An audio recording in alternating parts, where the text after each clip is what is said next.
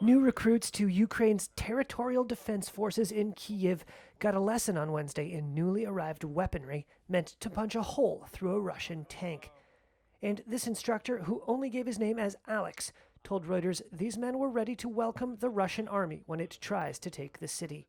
Russians can enter Kiev, but they're not going to leave it. They're all going to burn up here. Many expected Kiev to quickly fall in the early days of the war.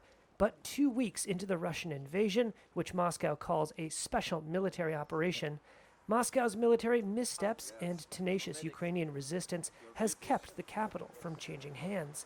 Of course, we understand and see that the enemy wants to seize Kyiv.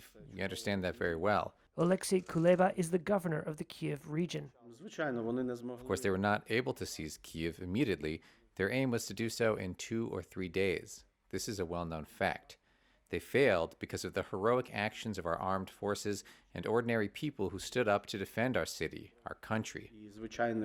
He spoke to Reuters about the struggle ahead in almost apocalyptic terms.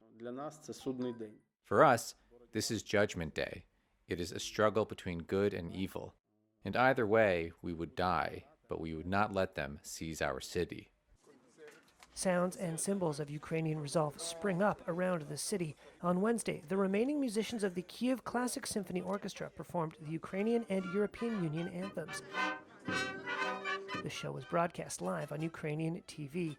The conductor called the concert an action for peace. That is the message here, praying for peace, preparing for battle.